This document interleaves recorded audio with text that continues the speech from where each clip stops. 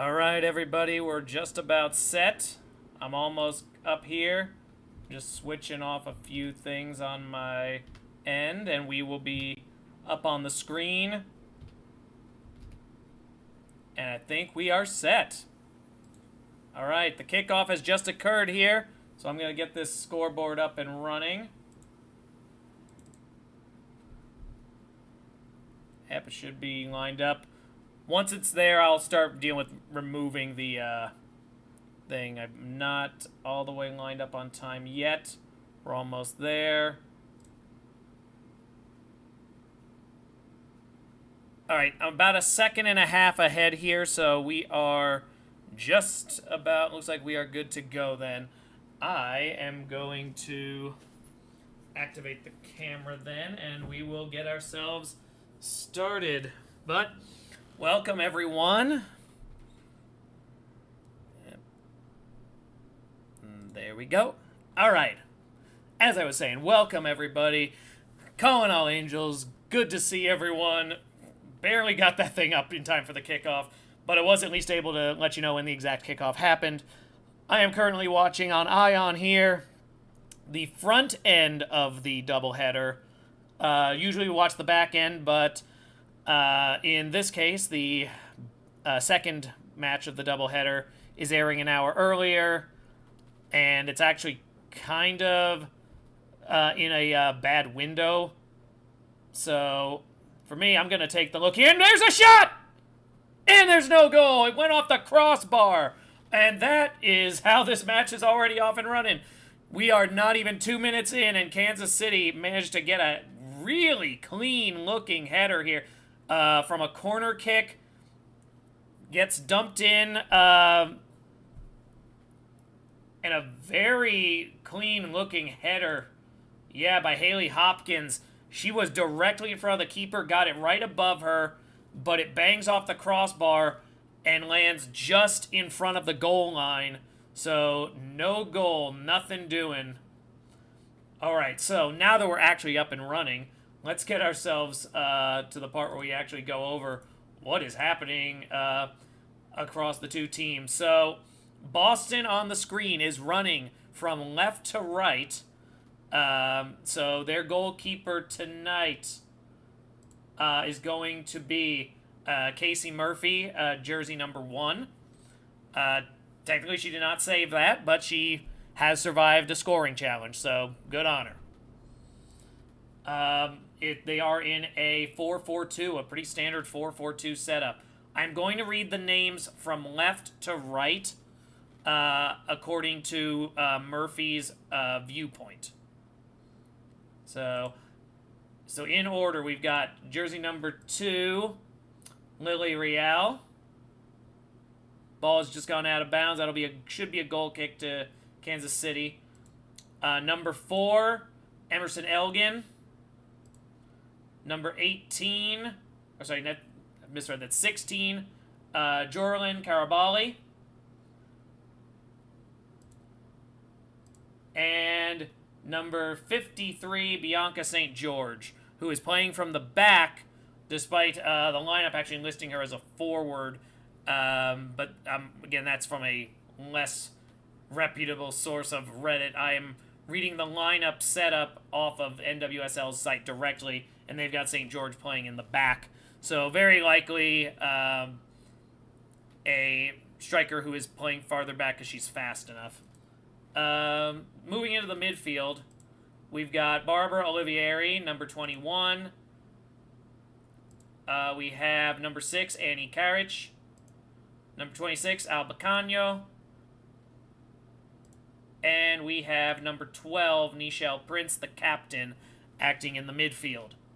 The two people acting in front as strikers, we have Ayasata Traore, number 14, and Sammy Smith, number 8. And that is the starting lineup for Boston Legacy FC today. Meanwhile, for Kansas City Current, they are doing a 4-2-3-1 setup here today, with jersey number 1, Marissa Jordan, acting as goalkeeper. They are going from right to left on the field, but I'm going to be reading off basically from the bottom of the screen to the top to match as the view from the goalkeeper's perspective. So, in order, we've got number 18, Izzy Rodriguez. Number 27, Kayla Sharples. Number 24, Gabrielle Robinson. Number 2, Lainey Rose. In the defensive midfield perspective, we have number 8, Croy Bethune, and number 10, Leo Labonta, the captain. We have another attack on here from Kansas City entering the box.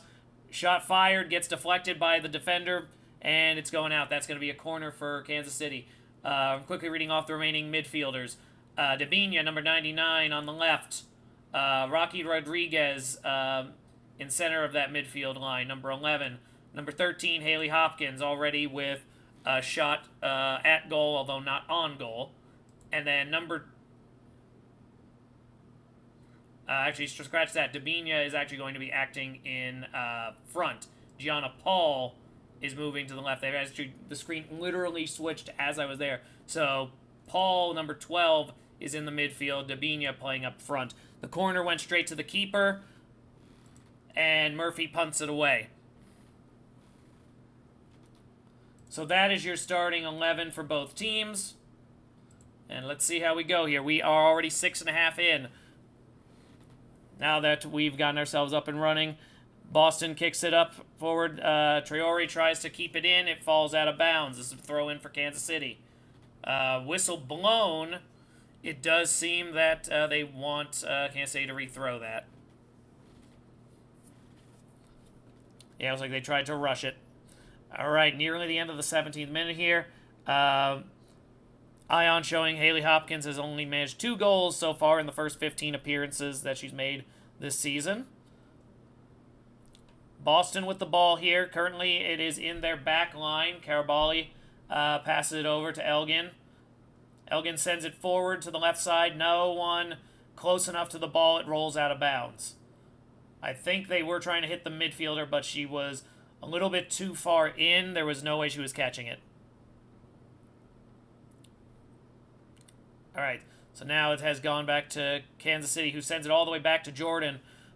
Jordan kicks it over to the defensive line, who immediately tries to swing it forward, goes past everyone, back to the Boston defense, and now they have been able to get themselves on a counterattack here. Here's a potential opportunity to see what they can do. Canio passes it to the left. It has to be abandoned. It gets passed back to the back line. Number 53, Bianca St. George with the ball, controlling it, sends it back over to the left to Carabali, then to Elgin. Swings it back all the way to the other side again. Was once again back in on the feet of Olivieri. Ball is stolen. Now here we go. Ball is in possession of Gianna Paul, who tries to swing it back to Rodriguez, but it's taken. St. George sends it forward for a header, and it is missed. The header did not get... the header did manage to reach the head of Sammy Smith, but only just, and the ball had no ability to redirect. Kansas City launches the ball forward to just get some space, and it rolls back to the keeper, who gives it back to the defensive line, who was preparing to help her reset. Opportunity is now taken advantage of. Ball is back in the midfield for Boston. Boston swings it over to the right side. Ball is now being run. Canio with the ball sends it, swings it over to Traore, who is not able to stop it until it's very near the out-of-bounds line, but she keeps it in. Tries to send it in. Canio tried to take a shot from it, but only barely caught it with the edge of her toe. Right now it's a matter of a pass going just a little too long each time. Here comes a chance for Kansas City. The ball is kicked forward, but it was at an angle that I cannot imagine they thought Gianna Paul was possibly fast enough to have gone at such an off angle. That was a poor pass in general. Kansas City not been on their game here at the start of the match so far. This has definitely been one of Boston's best punches right from the beginning. Just to put this in perspective for everybody, Boston has done exceedingly well for an expansion, considering how poor. And here's a chance for an opportunity. Ball was stolen, kicking forward to the box, and no control. Kansas City got a steal there and tried to push it forward to Debinha, and she did manage to kick it, but it was not a shot. She was trying to settle it, but because of how fast it moved, her setup ball just kept rolling way too fast. There was no hope of that thing staying in bounds or even slowing down enough that she could chase it and fire a shot. St. George now has the ball after a goal kick. Ball is staying in the back line. Looks like Murphy's not ready to try to press the ball forward. Yeah, Boston Legacy right now sits at 16 points, which has them positioned at position 14. A draw here would put them even with Seattle Reign for 13th. However, that is a bit of a misnomer because Seattle would have 3 matches in hand, as well as the goal differential advantage. A good slide tackle from Kansas City stops Boston from counterattacking. Still an attack coming up front. Ball is finally seized by Boston and kicked to their back line again. Only a victory will get Boston out of the back corner of the league. That would get them to 19 points, which, with a victory, would put them level or just behind or just ahead of Houston Dash, depending on how the outcome actually shakes out. Ball is launched. Oh, that might have been a mistake. No, are they not blowing a whistle? It does not seem so. Boston launched the ball forward. There really wasn't an opportunity where there was going to be a shot because it was being challenged by Robinson the whole time. But she ends up pulling down Aissata Traore just as she's getting close to the box. I didn't think it was going to be a PK, but I thought they were going to give her a free kick given how this fall-off happened. But now to the ref's point, they were both playing the ball. They regarded it as fair play. Getting back to where we were here. Kansas City Current, at the moment, are at 25 points in the league, which would put them 6th. However, a draw here, if it was to stay the way it is, would go at 26, which would still keep them locked in the 6th place. They would not be in danger of losing their position today with that draw. However, a victory from Angel City would put them at 25 with a game in hand. So Kansas City's position they would not be in control, even though they would be 6th, they would not be in control of 6th. That would belong to Angel City. Speaking of, as you can see, switched over into the Angel City clothing here. Let me switch back. There we go.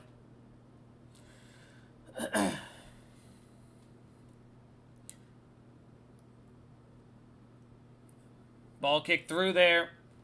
About to say St. George, but actually that was not St. George. That was Alba Canio. Launched it in from the box. Now another attempt as it goes out, sends it back in for Aissata, but she's not able to get a shot. It goes too long.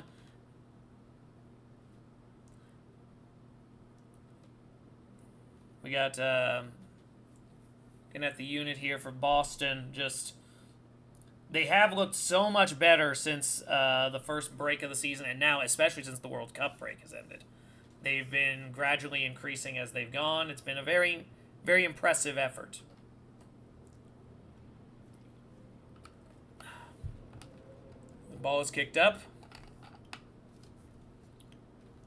Another 50-50 bet. I will say, I'm surprised Kansas City is allowing the 50-50 balls to get challenged so much. They're not showing a lot of urgency in corralling the ball, which maybe they figure they're going to let Boston tire themselves out and they're going to let the superior roster play itself out. But I don't know, it looks sluggish. Like, one team is very clearly showing urgency at the moment, and it's stolen again actually, by Boston. A lot of aggressive play early on. Boston is definitely playing like a team who absolutely wants to pull off this victory at home, especially since this is a very rare alternate home moment for them. They are not in their main venue this year, which is Foxborough Stadium. They had to step out of it during the World Cup preparations, and I'm assuming they've had to clear out again because they're getting the field prepared for NFL preseason. As we are now rapidly approaching the first preseason games here in the next couple of weeks in the NFL. Boston's backfield launches it forward. There's a header to try to get over to Aisata, but the defensive line chases it down, and Laney Roos is the one who forces it out of bounds. Gabrielle Robinson is down. We have a moment. A quick rundown. If you just tuned in, you should be able to tell pretty quickly who's who in terms of the jerseys. But just in case, Boston Legacy are the ones in the neon green kit, all neon green top and shorts and socks. So at least it makes them really easy to tell who they are.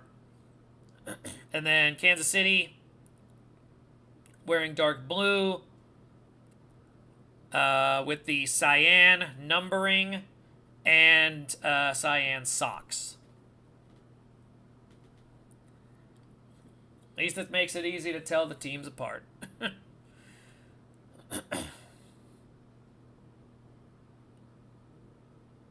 All right, 17 minutes in here, we have a corner kick to Boston. Opportunity has arisen. What will we see from Legacy as they try to get this going? It's Alba Canio doing the kick.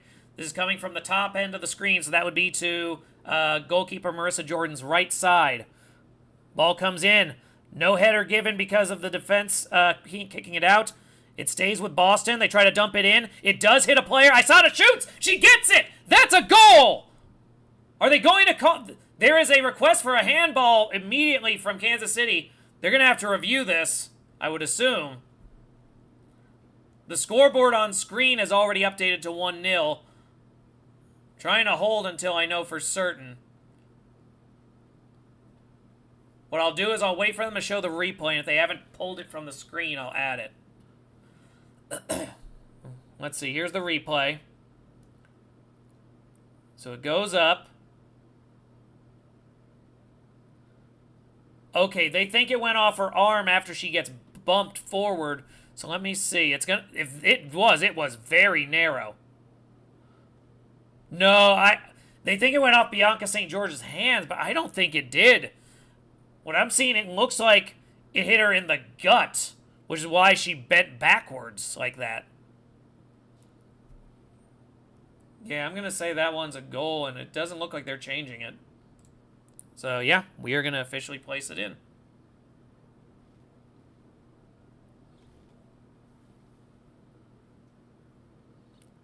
There is an argument for it. They have not let play start, so I think they might be doing the replay.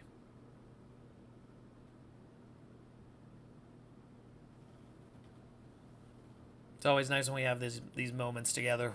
We're just waiting on the refs to get word from a replay official that they might need to check it out. There's a switch out happening, not a substitution, just switching in kickoff position. And Kansas City has started play. Looks like the replay officials don't see a need for the ref to check. So we are up and running then. It is now 1-0 Boston here through 19 minutes of the match. That was an 18th minute goal. And based on how that went, I am going to assume that it is going to count as goal credit to Aisata Traore, as well as an assist from Bianca St. George. We will see if that ends up materializing as the official stat line, but I believe that's how it would be recorded based on the sequence.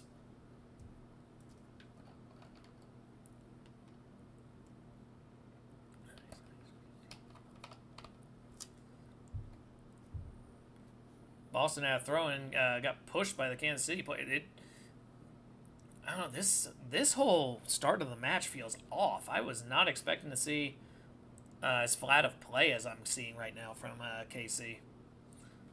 Definitely looks a lot more uninspired compared to even the game where they lost to Angel City. It felt like both teams were going for it. Kansas City has felt like they are on the back heel since the start of this match.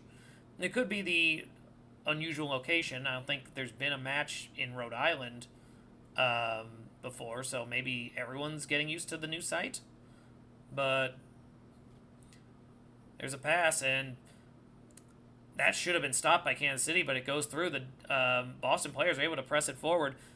A bad pass finally does stop it right as it's getting near the box, but now we're up and going. Now it looks like here might be an opportunity. Kansas City now running with it, wide open spaces. Here's a chance at a shot, and it's saved! Casey Murphy drops to a knee and knocks it away with her hand, but that was a very clean shot by Haley Hopkins, who basically was uninterrupted for about 40 yards. It will be a corner kick because it went off the keeper's hand, but yeah, she outran the entire Legacy team and gets an uninterrupted shot. She was able to get the shot off before any defender was close enough to actually do anything. They do not attempt to set up from inside the box. They do have people in there, but they are playing from the left side of the screen. They finally try to dump it in, but that is stopped by Casey Murphy.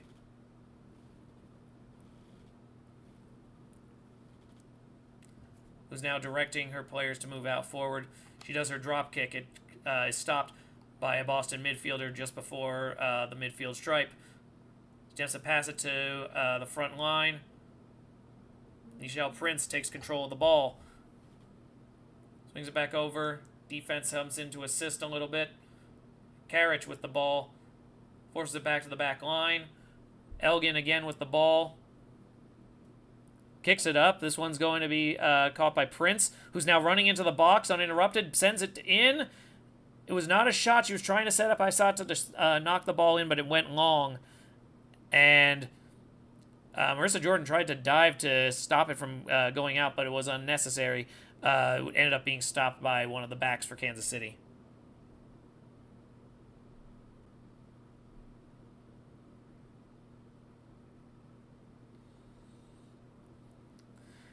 And now a free kick off of a bump. Kansas City going to start it. They kick the ball through. They press forward into the upper part of the midfield. Sent over to Hopkins again. She is now far to the right. Unable to really take a shot from this distance. She walks it into the box. Finally tries to pass it. It gets blocked. Stays with them, though. Now at this point, they've got it over to Dabinia, who sends it up. And it gets into the hands again of Casey Murphy.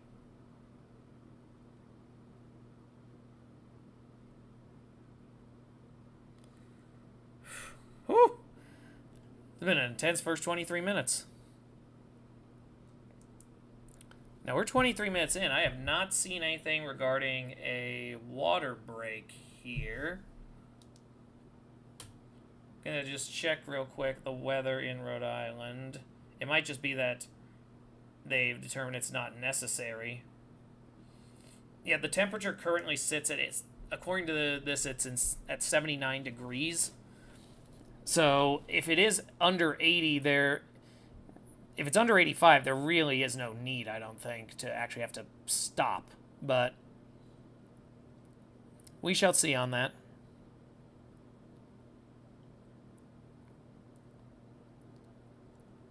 Right, here it comes. Ball is pressed forward. Nothing doing yet. It's a good attempt, though. A lot of strong effort here so far from Boston's defense, as every time Kansas City tries to get anything going, they can't small pass their way through. They are losing the ball anytime it occurs. Once again, we have St. George with the ball. Sends it backwards. This one to Karabali. Sends it back to the keeper. Murphy now with the ball. Sends it back to Carabali. Boston is definitely not in the mood to take risks after they grab the lead. Now it's time to start showing some control. There we go. Now it goes to the left side. That was a reckless cutoff. Like, that could have easily been a foul, but Kansas City at least prevented Boston from running at the ball, and it gave them an opening to get the ball. It was seriously like one of those moments where someone just like runs past in front of you as you're trying to walk. But now here we go. Once again, Carabali with the ball. Sends it forward here. Tries to get it sent up to Sammy Smith. Ball is lost. It's back to Kansas City. Kansas City now trying to press forward. Immediately stolen again. Traore with the ball. Sends it back to the back line.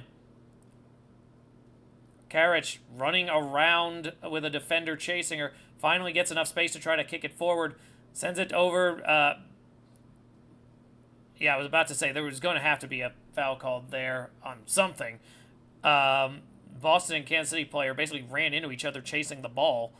And they determined Kansas City will just get a free kick. That was a weird sequence. Basically turned into a game of keep away there for a little bit. All right, so we're back to going through now. Ball kick. Labonta with the ball. Sends it back over to Sharples. Sharples moving it back over to... Back to the defensive line here. I believe that's Rodriguez.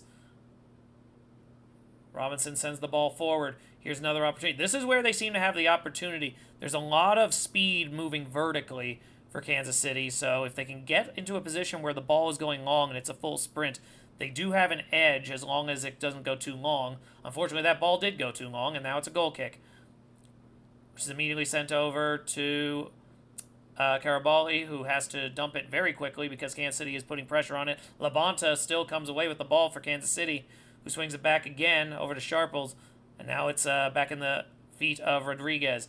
Back to Sharples. Swings it over to the left side. Labonta again. Now Debinha tries to push it over. There's a slip-up. Canio ends up stealing the ball, pressing it backwards, and there's a free kick called. Looks like someone had gotten tripped up, so they have Boston operate from a free kick position. Ball is kicked long. It ends up back at the feet of Kansas City. Kansas City now moving forward again. This one going over to Gianna Paul. Tries to kick forward, but it's immediately stolen again by Carabali. Whew. A lot going on here. Sharples again now moving through. Sends it back over. Labonta sends it forward. Ball sails with Debinha. Debinha now stands at the left side trying to get something moving. She finally passes it over. That one goes to Croy Bethune, who sets up, but it is only green jerseys to meet the ball, and the ball is kicked out of the box. Challenge averted again by Boston Legacy as the ball goes into their offensive half, but no one available, so that ball is going back to Kayla Sharples, who corrals the ball as it rolls slowly. Ball is stolen as they were trying to handle it. Traore now running with the ball almost uninterrupted. Loses control of it despite having the numbers. That was a 3-on-2 and she just mishandled it. I'm sorry, that was not Traore. But now here comes another opportunity. Ball comes up. Ball is launched. This one... My God, these numbers are small.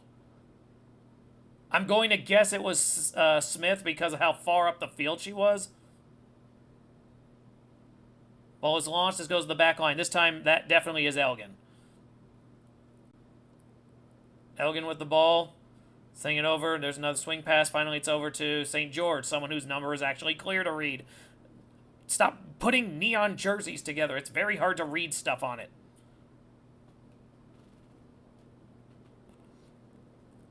All right, so here we go. Again, ball is kicked through. This one's Carabali. Tries to set up. That was either Karic or Smith. I have no idea if that was a 6 or an 8. Wow, that was a dangerous run-up as the ball gets kicked through. It rolls into the offensive third of Kansas City, and the Kansas City players were trying to chase it down, but Casey Murphy did not want to risk it, so she leaves the box, kicks it away while she's there, but the challenge ends up getting her caught. and Hopkins kind of just runs her over. And we are nearing the half-hour mark of this match. And we have to take a pause here as Casey Murphy's leg appears a little shaken up.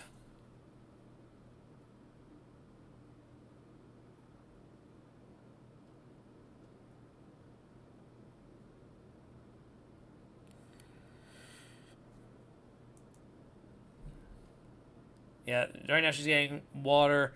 I think they're just checking to make sure nothing's damaged. I don't think anything was. It didn't look like it was one of those plays that really would be drastically detrimental, but always good to just be sure.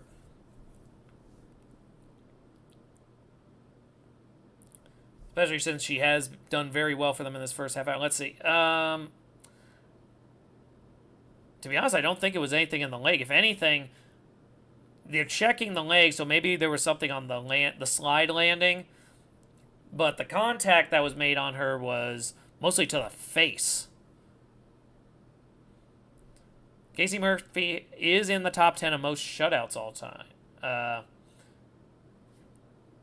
She is a longtime veteran from before this. She has managed 2 clean sheets for Boston so far this year in their opening season.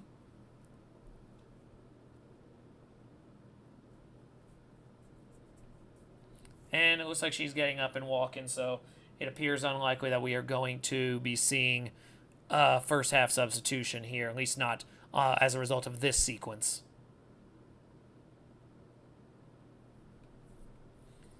While there wasn't a built-in water break, it does appear that the time to get water was done during this, so...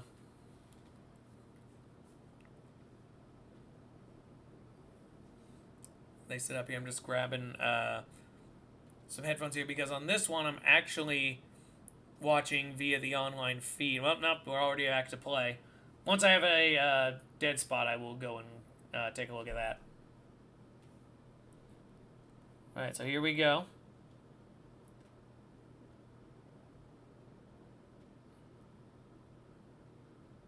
Ball stays back with Carabali. St. George is there to try to chase it down after the ball is stolen.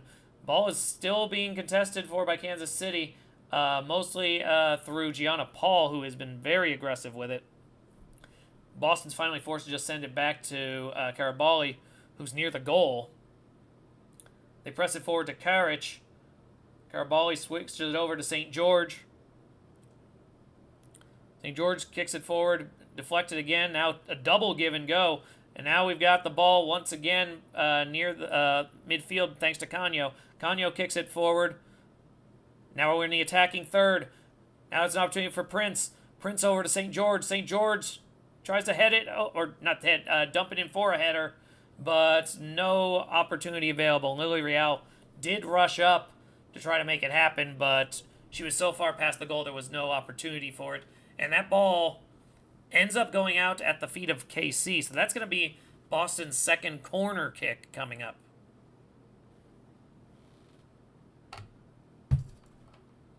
It's going to be Canio again kicking. This is the same spot as last time.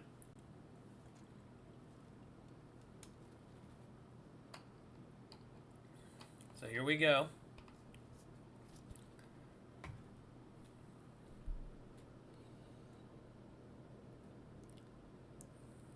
Boston not lining up as many people. Like, I see literally 8 players for Kansas City in the box. I only see 5 for Boston. They also have a second body right next to the corner kicker. I believe that's Prince. Here it comes. Ball is dumped through. Nothing.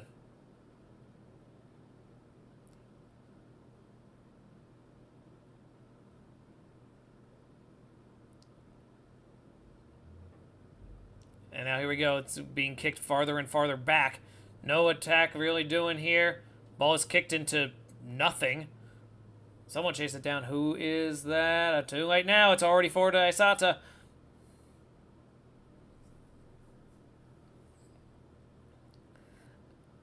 At this point, I am just hoping that everyone's kind of staying in their spot in the formation because variation is not good for me sorting out who is supposed to be where. All right, we are on the D line again. Sharples with the ball. She lost control of it, though. Rodriguez is able to get to it and launch it, though. Before any offense can happen, Carabali kicks it forward. This one over to Olivieri, who runs it into the box herself. Now has run out of space. Has to figure out what she's going to do with it. Kicks it backwards. I believe that is Karich. Ball is kicked backwards. Still with the midfield. It's being switched back between the midfielders as they try to get something going. The KC line is moved to the top of the box to try to narrow the attack opportunity. Ball pressed forward again. We're at the top of the screen now. Ball is kicked in from the left side. That one goes high and wide. It does land in front of the goal, but about 2 yards to the left of it, and it just rolls out harmlessly.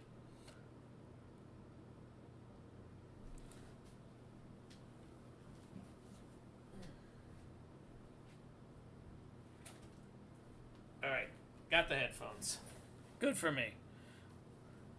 Ball is grabbed by Kansas City. Kansas City player not able to control it. Ball goes out of bounds.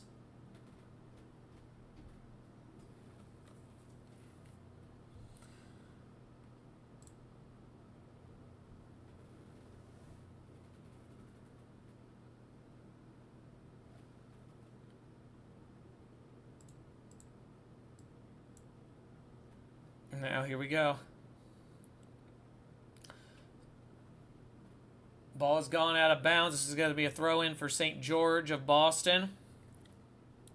Sends it all the way back to Carabali, who swings it over to Elgin. She kicks it over. Now it's over to the far left. Given back to the defensive line, to Real. Real tries to send it back forward. Ends up, I think, that was Rouse. Yep, and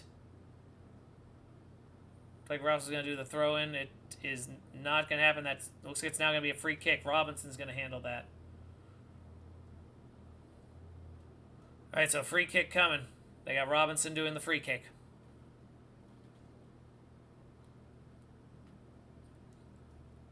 All right, so I at least have a little bit of commentary also coming from Ion to try to help me out as well.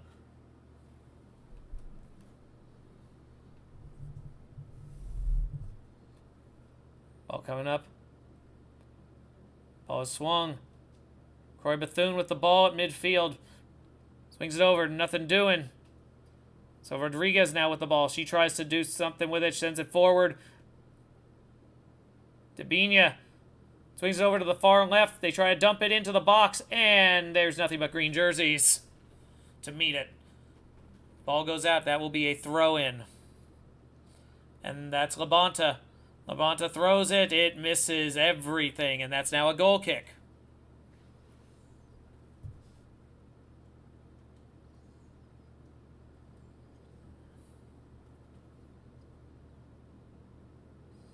All right, so here we go. Once again, Casey Murphy getting a chance to do the goal kick.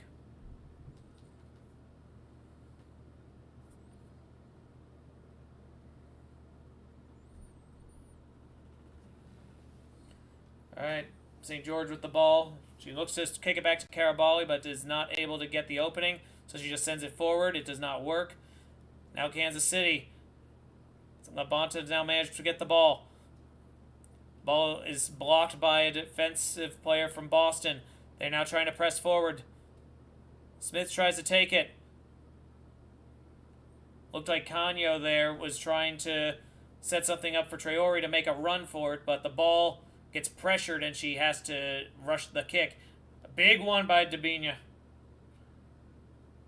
but is not able to make anything happen because the ball does like a wedge shot bounce, and in that time, Casey Murphy just takes the ball from them.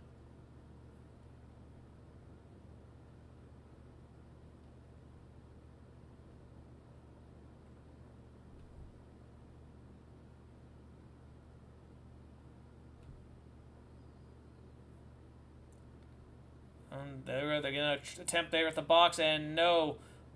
Gets blocked by Kansas City. Boston is getting a lot of quality openings. They're just not getting the last pass a lot of times.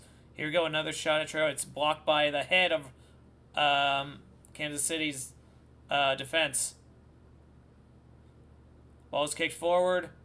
St. George tries to chase it down, but it rolls so long that Casey Murphy just takes it herself.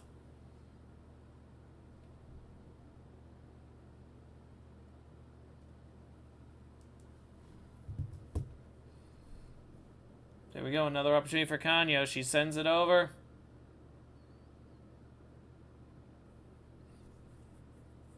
It swings back. Traore now with the ball again. Tries to kick it forward. Prince is there to try to chase it down, but Marissa Jordan is not going to give her the chance. She runs to it and dives onto the ball before anyone can shoot. She does the throw over to Labonta, who is still in the defensive third, trying to move the team forward. She kicks it back to Sharples, gives it to Robinson. Robinson over to Rodriguez. Sorry, Rodriguez, that would be Rouse. I'm reading it reversed. Sharples again. Now to Rodriguez. Rodriguez sends it forward into nothing. That ball was surrounded by absolutely no one. And Karabali is able to get it set up that they are able to roll it back into the defensive line. Another attempt by an attack. It is knocked out of their hands, or knocked out of their feet, and now there's an attack opportunity for Kansas City. Ooh, a bad attempt at a swing. They had some control, but it looked like they were going for a swing pass, and the player just wasn't there. They misread where they were, and the ball just ends up kind of back in a dead space where Boston regains control.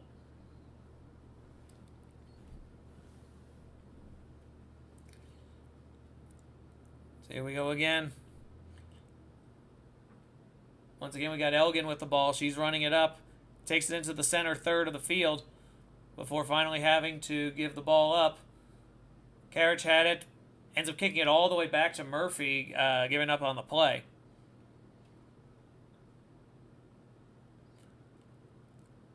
Woo. Garibali back to Murphy. Murphy kicks it up. St. George. St. George with the ball. Ball taken again. Now here's another opportunity for Kansas City. Labonta running uninterrupted. She's going to get a chance to shoot if she takes this. And she takes one dribble too long. She waited too long, and Casey Murphy dives onto the ball before she can take the final kick. Yeah, this was a great opportunity, but she could not get her footing. Had to do one extra dribble, and that ended the challenge. Over 43 minutes gone in this match so far. Boston playing a very good match so far.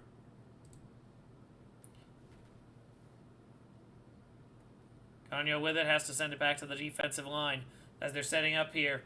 As I said, we are on pace to see Boston Legacy move out of the bottom corner of the league into a tie for 12th place. They'd be even on goal differential and would trail Houston Dash for 11th via the goals scored tiebreaker.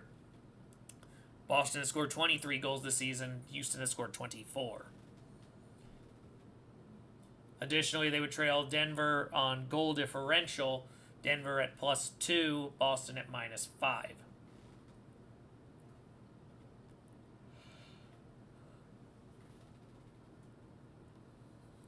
All right, here's another opportunity. Kanyo again with the ball. Has to spin away from it. Sends it behind them. Carrick tries to take the shot from very far away, and it goes over the net. That'll be a goal kick. So without a water break, this could be a fairly short injury time. We're now in the 45th minute, so we're going to be finding out in the very near future how long this thing is going to go. Now, the Kansas City result right now would knock them to net 0 in their goal differential and would drop them to 25 points where they started the week, which means in this scenario, Angel City with a victory over Louisville would jump Kansas City for 6th. as well as jumping Orlando for 7th.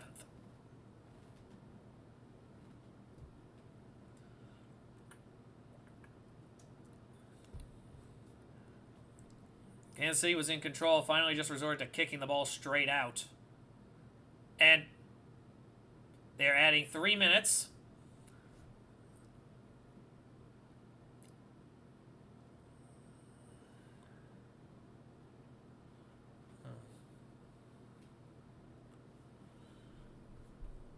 Now here we go. Chance to dump in. Could Traore get this on a header? She is not tall enough for that.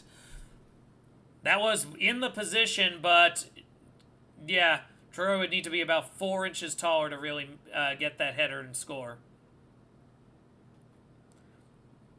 All right, St. George gives it over to Canio. Canio kicking it over.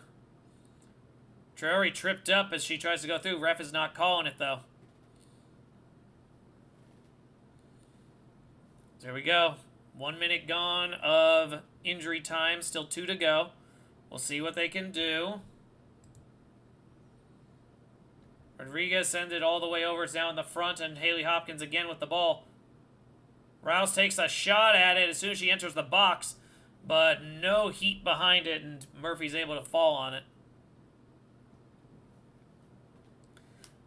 At this stage, again, if you're playing ahead, and if you're the far lower team in the standing and you're playing ahead, you have to just be looking to get to halftime. I didn't really mention it earlier, but Barbara Olivieri has been yellow carded. So that is officially on the record.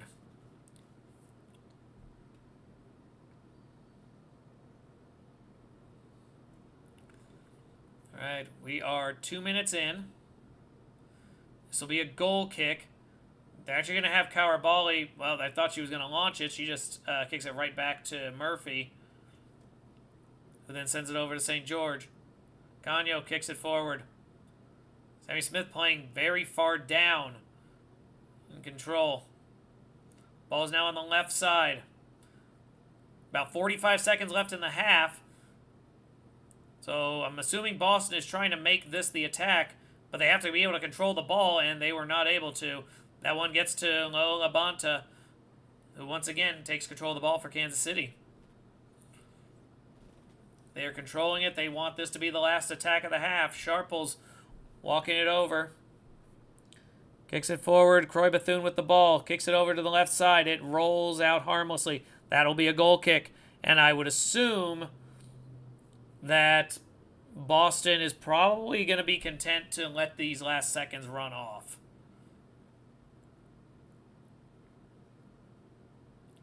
Ball is kicked. Ball is stolen. That might have been a very poor decision. Oh, that was a nightmarishly bad decision. And that very nearly bit them. Koulibaly sent it forward. Was that to Karic? Yeah, it was to Karic, but it was stolen by Croy Bethune. The ball is saved by Murphy, only for Debinha to get a clean shot at it, and the ball just ends up going too high on the net, but that was a very dangerous choice.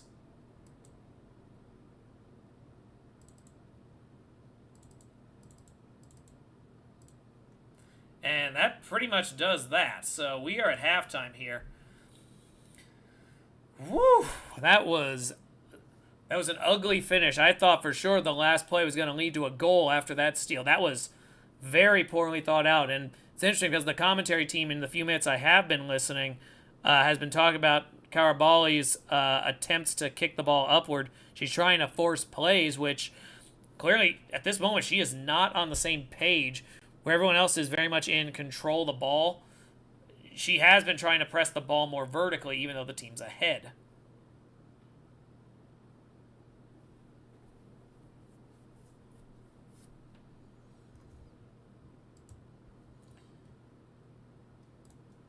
And Aisata Traore is the one being interviewed there.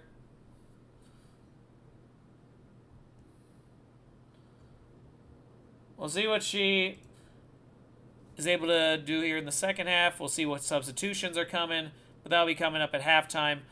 I actually am going to update the slide of this for the upcoming week recap. So I'm going to take a couple moments, take care of that, and I'll be back to action in a bit. Time being, enjoy the stadium.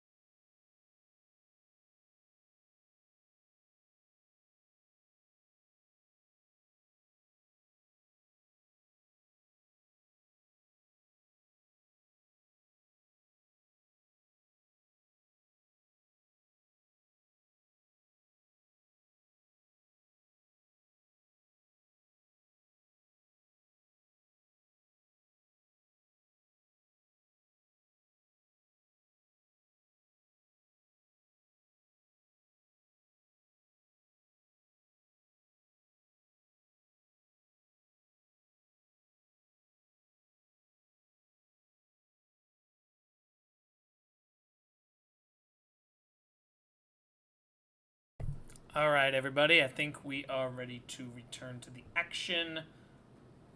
Not the actual like half itself. We still got time on that, but we are just about set for. There we go. So I'm just trying to get my screen and everything working right, and I think we're good. Excellent. Okay, so got that up to date. I was able to get a few other scores put in. So let's actually talk about what's been happening this week, because some of it feels predictable, some of it feels truly unusual.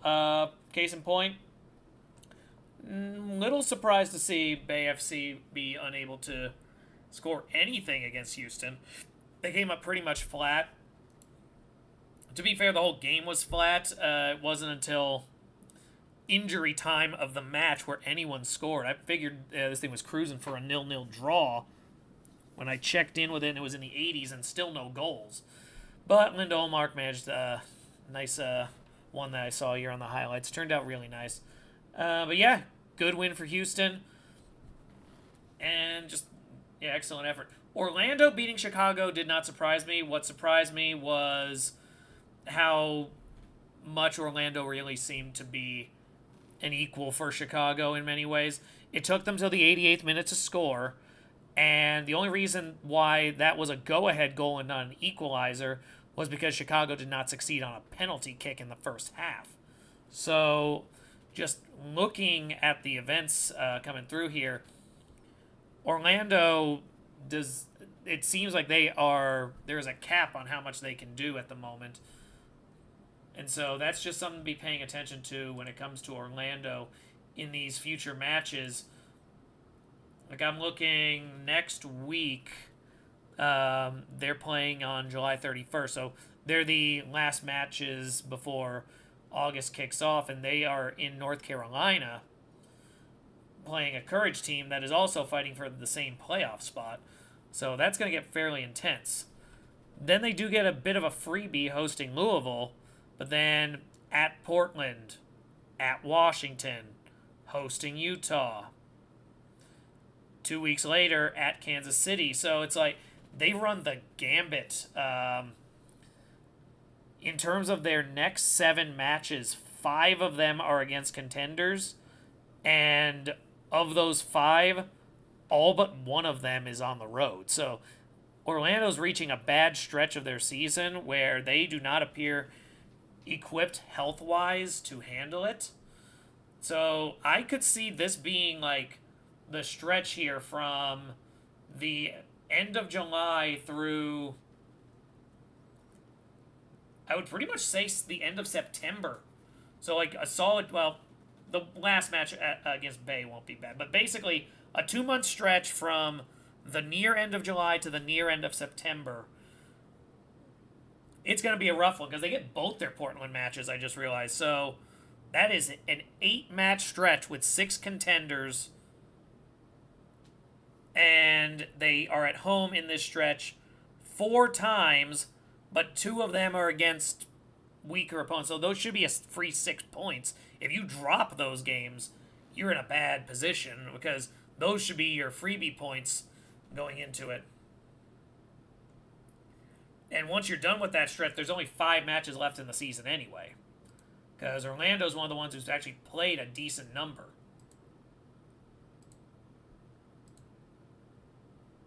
Like at this moment,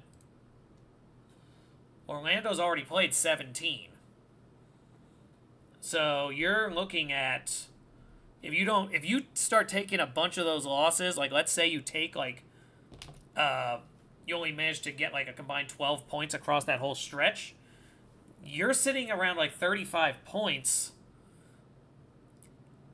And I don't know, I'm just looking at the teams here. 35 is not going to be enough. Like, yeah, no one's hit 35 at the moment, but I'm like,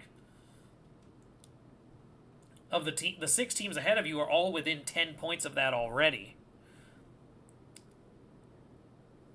Yeah, and there's a bunch who are in a position where they're going to be able to get to that. So, yeah, And that's an optimistic view. So, yeah, it's definitely something to be a little concerned on if you are Orlando Pride. And the other one that didn't really get a lot of talk, we are about to start the half, is Portland getting a draw with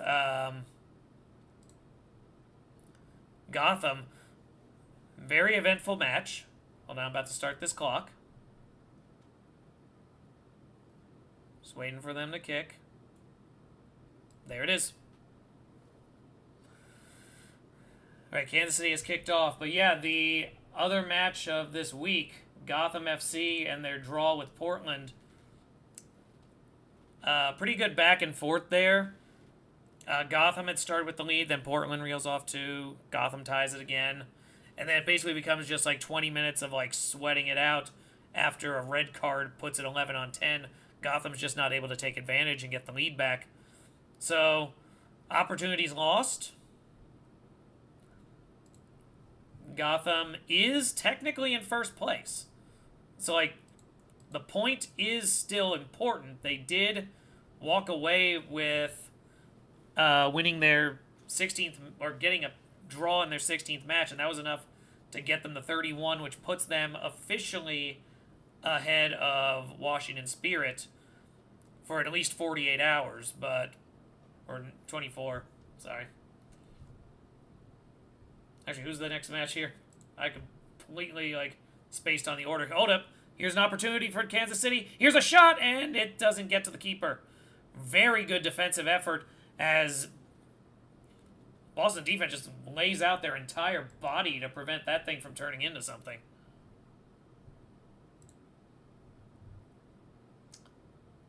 Oh, no, it is 48 hours. Yeah, Washington doesn't play Utah until... Washington doesn't play Denver until tomorrow, and then they have a midweek match. Here's a corner kick that does have to get stopped by the keeper, and they force it out, and that's going to be a throw into Kansas City. And we think we're going to focus on that now for a bit, because this has turned into something interesting.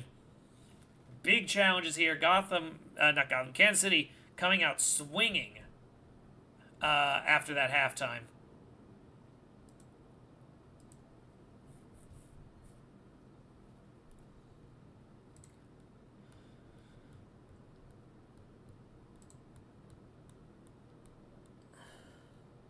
And just double checking, I don't see. There is one substitution that happened during halftime.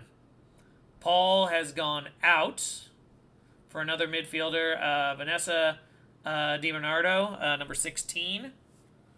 So she'll be playing on the goalie's left side in the midfield.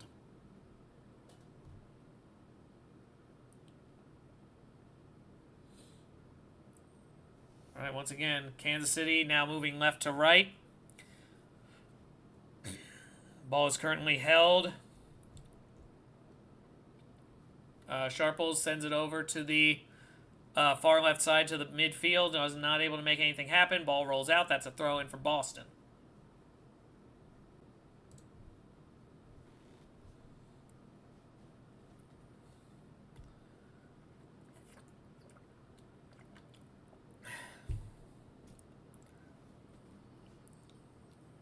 My tea's run out, so I've switched to coconut water here. Alright, so now, once again, we have another opportunity for attack coming up here. This one is Laney Rouse. Sending it forward. It is stolen. That was just aggressively taken by Canio. It was a really impressive play there, but none of the players are able to handle the pass inward, and Kansas City's able to kick it out. Boston's still the one in actual possession, though, as Karic tries to send it forward into nothing. That'll be a free kick to Kansas City, it looks like.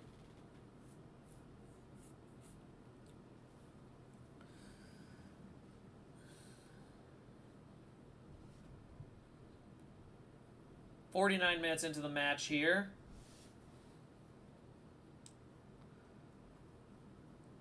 Keeper's going to take this one. Jordan kicks it forward. Goes off the back of a Boston player's head. Rolled all the way back. They kick it over to Murphy, standing at the top of the box. Swings it over to Elgin. The play leads to a trip up Olivieri gets tripped by a challenge from Kansas City. They're not calling a foul, but they are going to give them the throw-in. No, it will be a foul. No, never mind. Real drops it back to the field, and it goes in as a kick. Very wild pass from Carabali.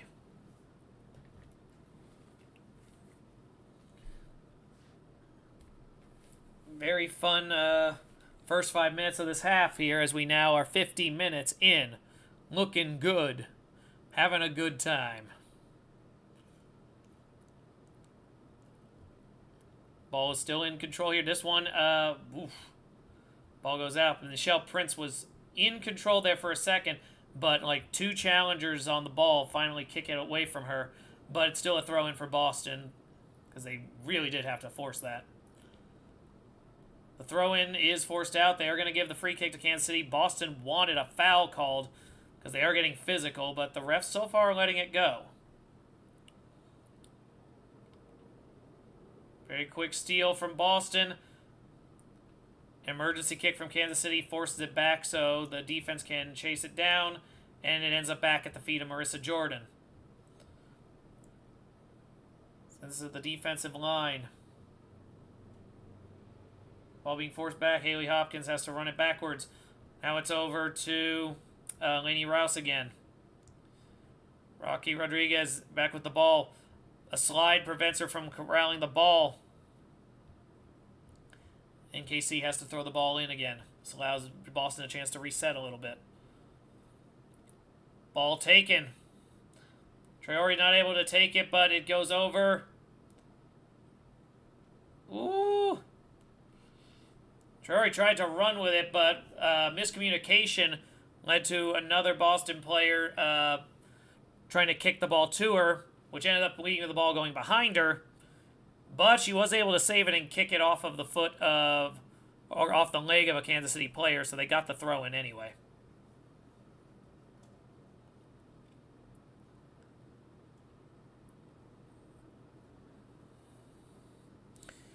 The offseason will be an interesting one here for Boston, because it's clear they do have a decent core.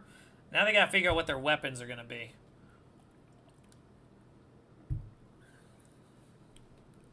"52 minutes into the match here. Here comes another opportunity for a goal kick. Jordan sends it up. Traore ends up being the one who heads the ball. Kansas City kicks it straight into the sky. Will it make it out? It does, which leads to a throw-in for Boston. So once again, Lily Real comes over to throw it back in.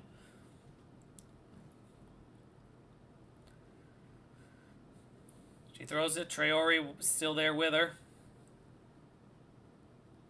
Ball goes to Karic, who passed it over to Canio. St. George with the ball. Swings to Carabali, back to St. George. St. George sends it to Karic. Karic swings it back over to Elgin. Elgin sends it forward to nothing. Absolutely nothing. And the yellow jersey of Marissa Jordan is there to come chase it down.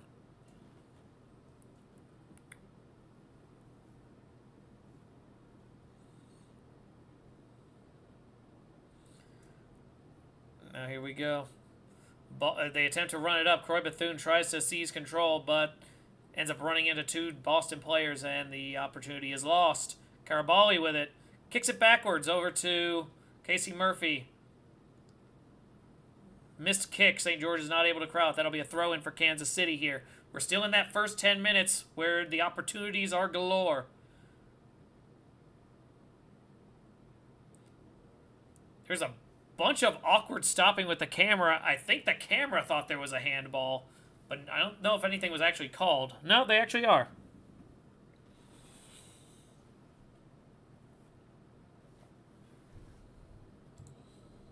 That second match is going to be an interesting time. North Carolina, Utah, definitely one worth watching if you can. Both teams in need of points. We have reached that stage where the points are going to become very relevant.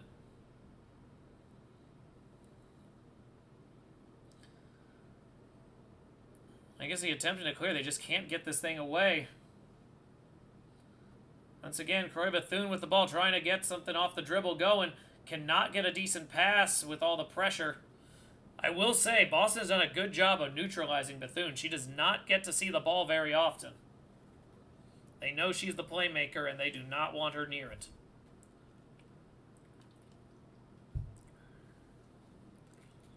Sharple swings it over again. We are 10 minutes into the match.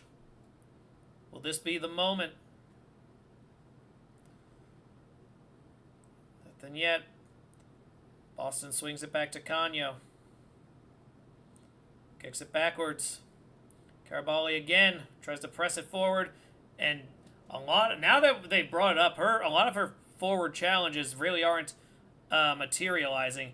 She's going big risk, big reward, but so far it's just been a risk. We're waiting on the reward part. Kansas City now with the ball again, playing it from the top of the midfield stripe. Sharple swings it over again, around. Sorry. Ball gets cleared. It's going to get chased down here. Rouse again with the ball. Kicks it all the way back to Jordan. Jordan sends it to Robinson. Robinson swings it back over to Sharples. Sharples kicking it to the middle. Here's an open opportunity. Ball is kicked forward. This could be an opportunity for Hopkins, but it's so far down. She is not able to keep it in bounds. That ball is going out, and there is a goal kick for Boston.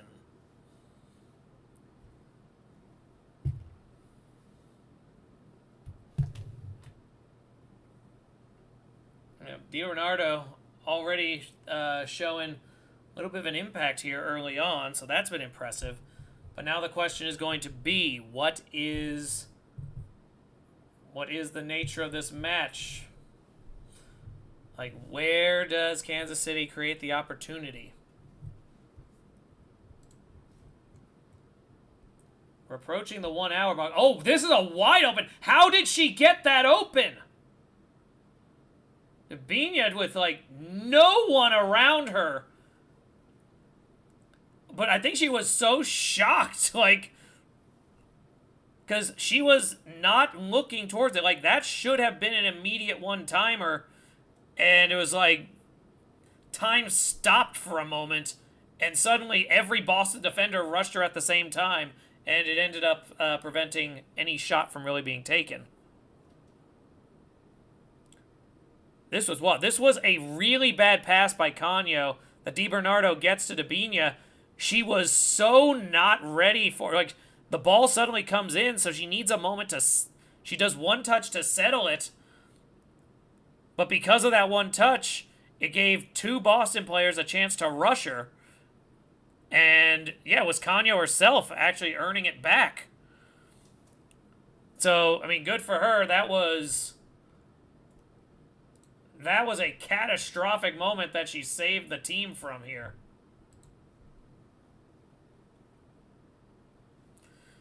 Once again, Sharples with the ball.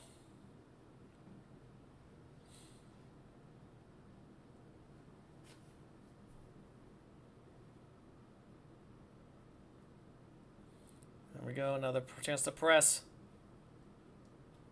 There's a deflection, ball is taken.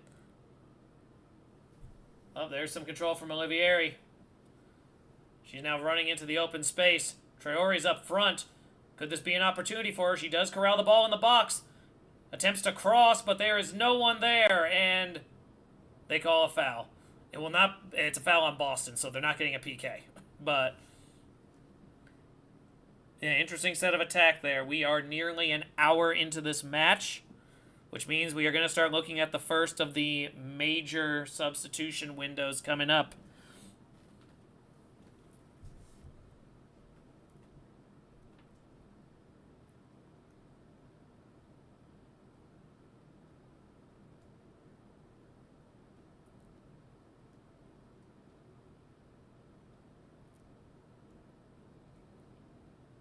So here it comes.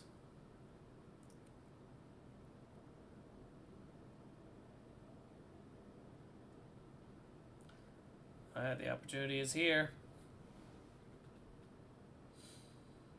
Ball is taken. Croy Bethune again. DiBernardo tries to kick it up. No foul called, even though a Boston player did fall down there. And goalkeeper Murphy sends it out again. Really nice effort here, though, in the first hour from the Boston defense here, as Kansas City has looked a lot more game in this half. DiBernardo again trying to send it forward. Here's a chance again for Kansas City. Here's a shot. First one runs too long of the goal. The rebound shot goes over and lands on top of the net. Rough effort there. So far, Boston has had the superior possession time, according to, again, the live stats, 54 to 46%. Not a lot of shots on goals today. Boston has had 1 and scored on it. Kansas City has had 2. Both were saved.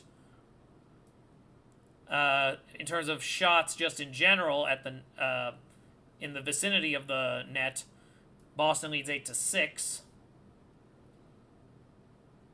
Both teams are about equal in pass accuracy.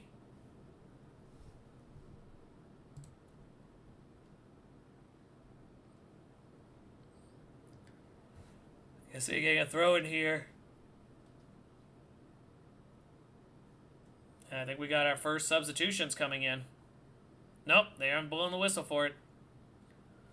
We see people standing, but they have not actually blown the whistle for it yet. Vigna tries to press forward, but physical play by Boston leads to the ball being taken. Kicked all the way back to Murphy. Again, Murphy makes the pass over. Carabali walking with it right now. Carabali gives it back to Murphy. Swings it back to Carabali. Finally moves it. And now St. George trying to do something with it. Ball ends up being taken. Ball goes into 50-50 space. Olivieri gets to the ball. A give and go back to her. Ball is popped. Nichelle Prince has a wide open look. Can she get the shot off? She wasn't able to, but she's able to get it to... Oh, no! Oh, no! So, Prince actually does get control of the ball, but it's too far down for her to take the shot. She's near the goal line, so she pops it backwards for Traore, who is trailing behind her. And she does get the ball to go off her left foot, but she doesn't commit the swing of the leg all the way, and it goes off the outside of her leg, and it just flips over in the wrong direction. She was standing directly in the center of the net. If that ball was redirected to go straight, it's in no problem because the goalkeeper was beat. And she just starts pounding the field in frustration, and understandably so.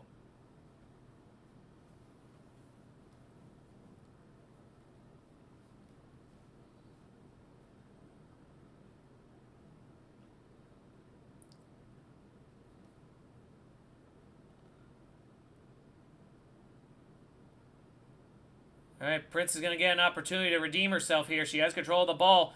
It's one-on-one. Gets it over to Traore, who's beaten her defender. And are they calling a foul here? They're going to check something here. I think it might just be to check the health of the goalkeeper. Because, okay, what ends up happening here is Sata Traore actually beats her defender and would be in position to take a shot. So an aggressive slide from Kansas City takes the ball. They do say she got ball first, I think. But it also leads to Traore getting tripped. So she flips over, and the heel of her cleat goes off the chin of the keeper. So very rough moment here. I think they're checking to make sure. I don't even know. I think Marissa Jordan might have actually gone unconscious for a second. If it is, that's going to probably be an immediate concussion check, which means they'll have to go to their backup. They only have one backup goalkeeper dressed out. That's number 48, Kaylin Williams-Mosier. Mosier. And so that could be a huge development in the match if they have to go to the backup. Waiting to see if she's sitting up yet. She is not. Traore's in a bit of pain herself, understandably, because not only was the tackle extremely dangerous, having to do a full front flip and then your leg suddenly hits another human being's bone. Like, that probably was not great on the ankle. Oh, and good news, Marissa Jordan is up, so unless they mandate a concussion check, they should be fine.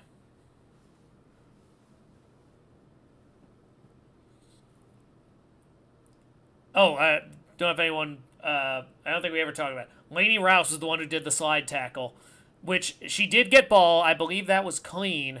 The bigger issue, potentially, is would they consider Traore's fall to be excessive?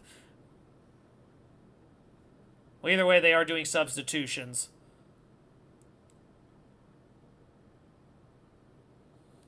It appeared, I think 3 players are going out here. Emerson Elgin, number 4, is leaving. Nikki Hernandez, number 20, coming in. So that's the first one. Aisata Traore, number 14, is coming out. Ella Stevens, number 10, is coming in.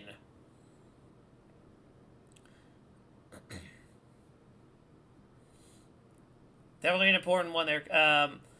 They have been bringing it up. Traore, who I believe is from Mali, is on that national team, and WAFCON, the Women's African Cup of Nations, is coming up in short order, and I believe they are prepping for that. If I recall correctly, AFCON is one of the primary methods by which CAF teams qualify for the World Cup. And we are at the point where the World Cup qualification will be done by the end of this year. So, some important matches coming up. Bethune is able to get the ball rushed up the field. They're near the top of the box at the moment. Rodriguez going to try to dump it in. Di Bernardo was near it, but it was stuffed. Carabali, good awareness, gets in front of the ball and is able to get it to go off her hip.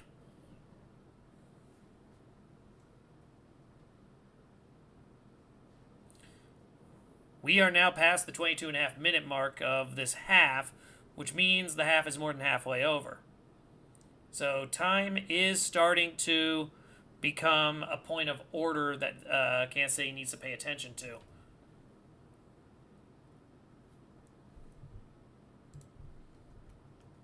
And at this point, Kansas City's only substitution has been a single one at halftime.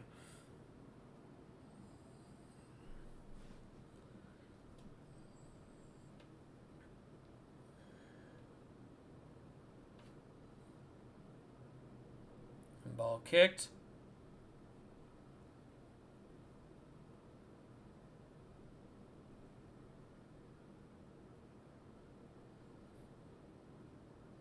Ball kicked over.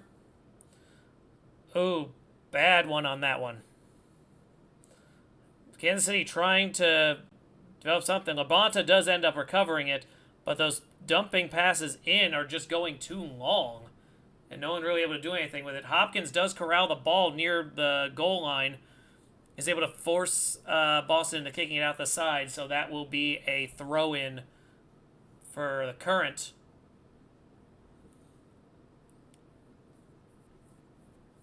Ball still in the air again.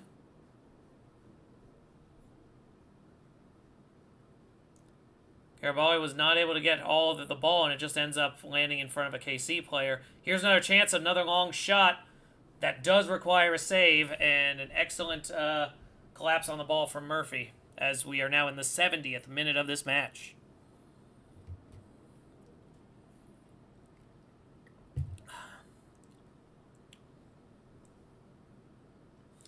Again, due to the temperature not being as high as it is in other places, there is no water breaks in this match.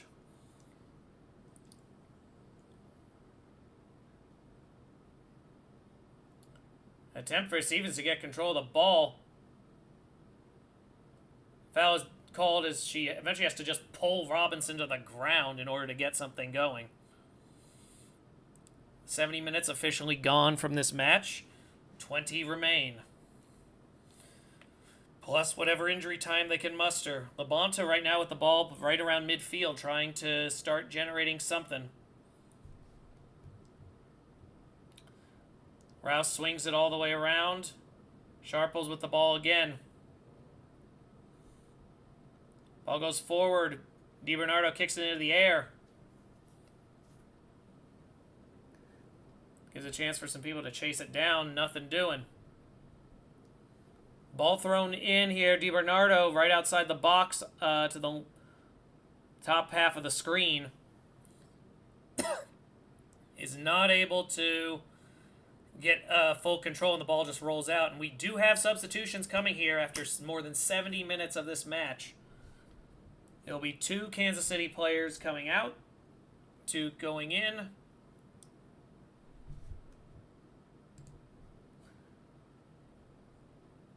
We've got number 3, Amelia White, and number 55, Penelope Hocking, about to enter. I'm just waiting to see who is exiting the match for them. We've got the dumb picture-in-picture ads here. Capital One is currently interrupting my viewing experience. I can see people in the tiny part of the screen, but to my chagrin, they are not giving me any details. All right, so Amelia White, number 3, is going in for Rocky Rodriguez, number 11, in the midfield. And additionally, Dabinia, number 99, is off the field. Number 55, Penelope Hocking, is taking her spot.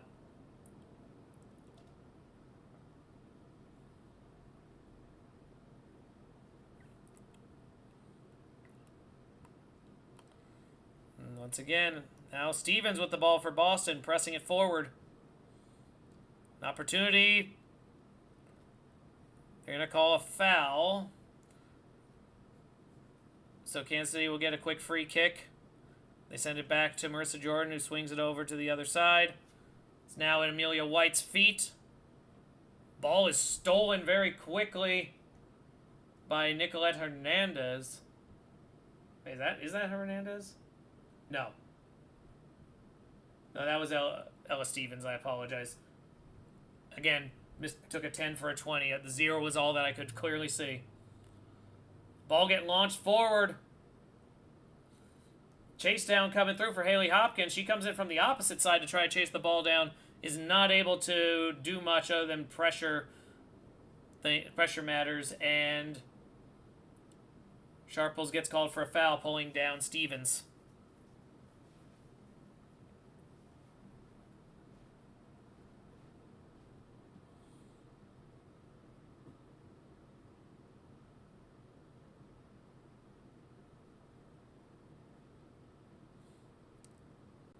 So the save of the half from that early sequence where you talked about a near goal, and it was ultimately a deflection by Boston's defense, that is what's considered, because there really hasn't been anything that impressive from the keepers this half.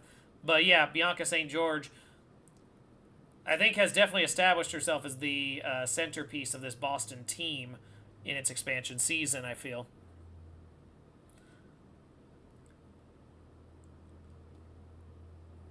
One name that you probably haven't heard much today, and don't me, I haven't brought up, Temwa Chawinga. She is actually out today. And this is not the first time it's happened, but it has been to their detriment each time. We have a give and go. Kanyo going to take a shot. Oh, and it just goes too far to the right. It just missed the crossbar. But she was able to get a give and go pass here that actually allowed her an open shot here for a moment. So she runs with it. Passes it over to Smith. Kanyo immediately fires on first touch. Ball looks like it's going towards the net, but then starts drifting right and ends up missing everything. But it looked online for about half a second after the release. before it started to curve outward. Rodriguez tries to run it up for Kansas City, but ball is stolen. Now there's a challenge for it. It's sitting in between about 3 different players, and eventually Kansas City has to foul.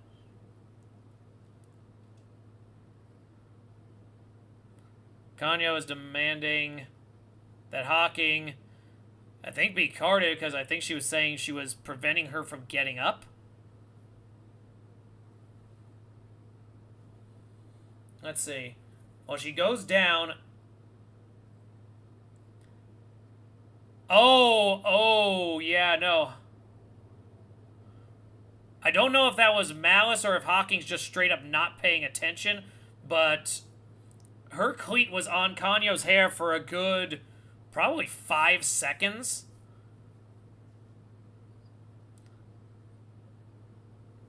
So whether that was intentional or whether that was utter, like, just cluelessness, still just barely getting into the game, that was...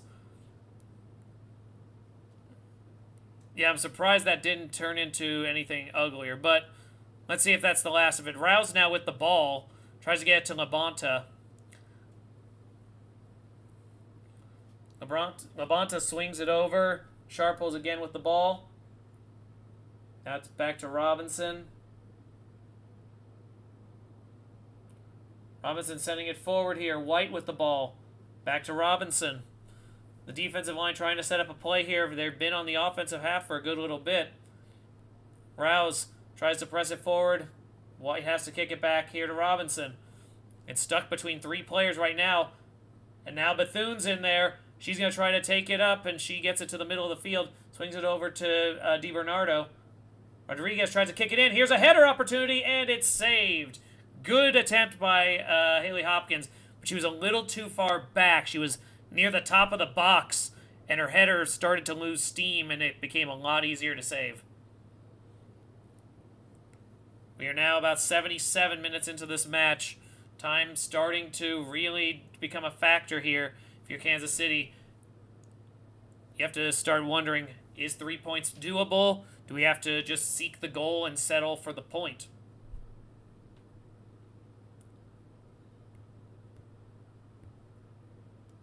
St. George. She's going to be doing a throw in here. She is leisurely jogging her way back to the spot as the ball rolled for a while. So this is becoming a bit of a time control game. And I'm wondering if some of Boston's players have started to get a little tired and they don't want to use all the sub windows yet for some reason, because this definitely has been a much more Kansas City-centric half on the offensive side. And here we go again. Hopkins with the ball. Ball is underneath a Boston player. She's not able to really get it away. Finally, Croy Bethune tries to cross it up. Swings it over. Kicked over. Labonta over to Rouse. Rouse tries to get a shot. There were about 3 different green jerseys. There was no chance that shot was getting through, everybody. And the ball rolls out. Will it be Labonta throwing in? Yes. Labonta throws the ball in. We're on the right side of the screen here. Once again, White with the ball. She has to send it back. Ball rolls out, and it's another throw in for Kansas City. Looks like Boston got a foot on it to speed that ball out. Labonta again here. Throws it over. Tries to get to Rouse. It went off of Sammy Smith's foot. But it is still pulled down. Ball's crossed. Nobody's able to get to it. Hopkins ends up chasing it down before it goes out the side. So here we go. Ball is given over to Rodriguez here. 79 minutes into the match. We are now in the 80th minute. She's going to try the throw in. She's waiting for someone to get open. At a certain point, this is going to start to turn into get the ball in the play. She does finally force it over to DiBernardo. But ends up the first touch. Rolls over to a Boston player. That's St. George. It's forced out. St. George will get to do a throw in here. 79.5 minutes in. Got a midweek game coming up for Kansas City. They've got Racing Louisville at home. You'd assume that's going to be a free 3 points, but no guarantees on anything there.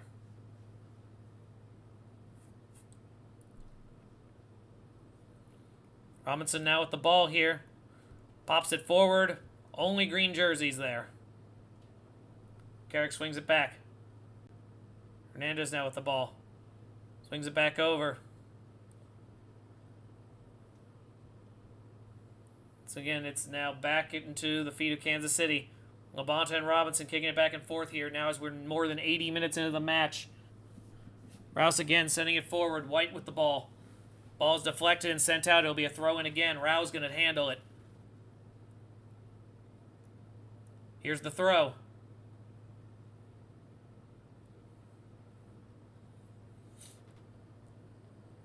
Really forces the ball to move over. Robinson swings to Sharples.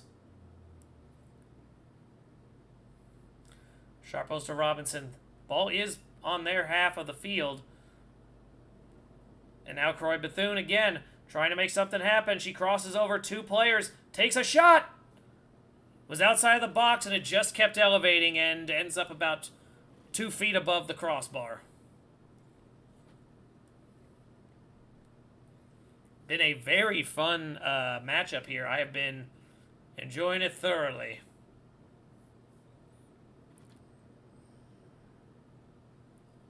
Good look. She's at least created opportunity for herself.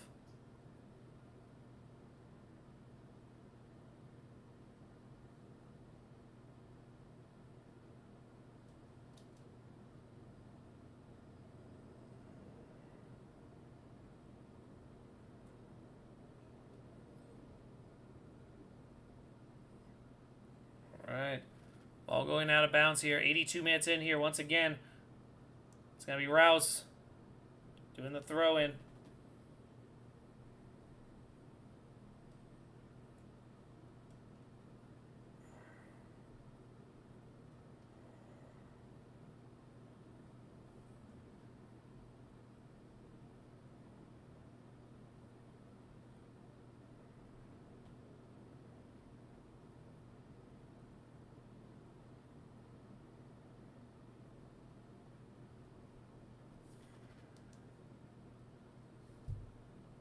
Alright, now there appears to be discussion.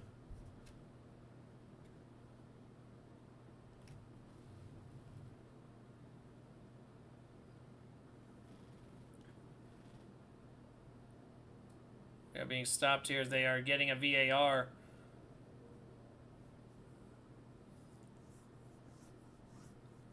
They are giving Labonte a yellow card for the challenge, as now they are letting one of the Boston players recover here. But yeah, the yellow card to Labonte, very much just a display of how Kansas City has kind of been playing like aggressive to make up for the fact that they just haven't been able to get their intensity up otherwise.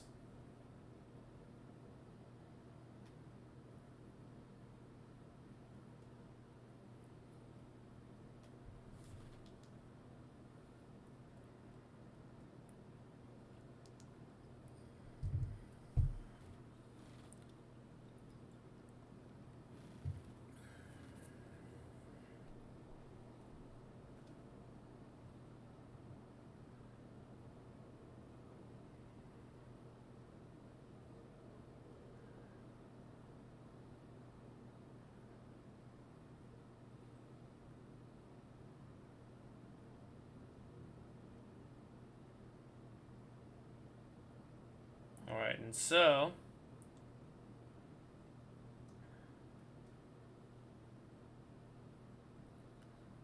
again, Labonte has had a few moments there. Bethune's had a few. He's had a couple really good shots, Bethune specifically. A shot on goal.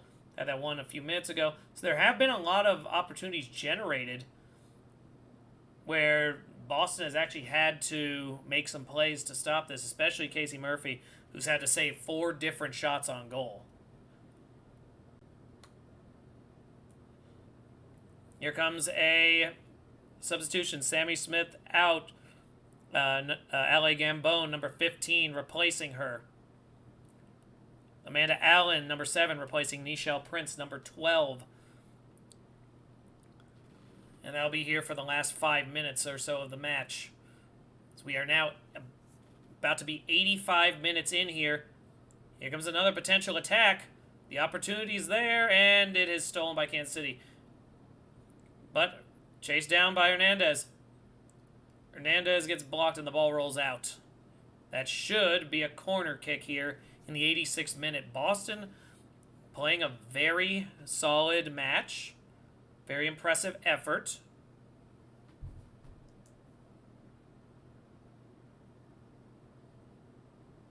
And now the question is quickly becoming, what are we going to see here?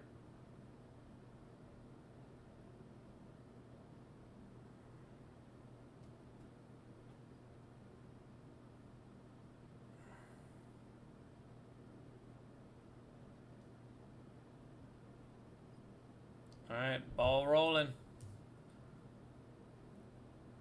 Lavieri tries to launch it into the box. No one there, and it is stopped easily by Kansas City's Marissa Jordan.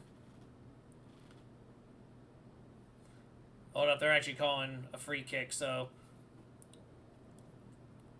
it's got to be walked back over. Robinson kicks it off to Rouse. Gibson goes back. Back to Rouse. Presses it forward. Ends up at the foot of a Boston player again.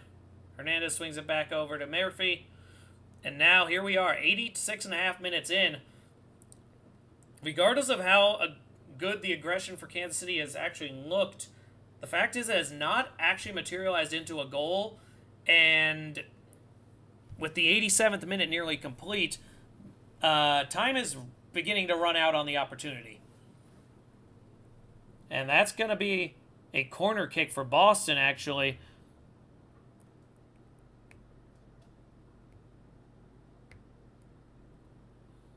So the opportunity exists here for Boston to make something happen. Will it work out?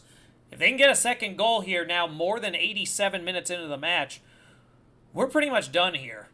Kansas City has gotten 5 corners, but they were very early on. Boston's now up to 4 themselves.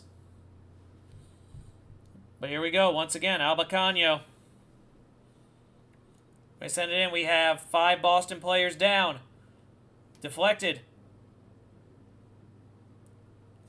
Was still available. Bianca St. George kicks from the top of the box, but really no danger at that angle from really being a thing, and it runs long.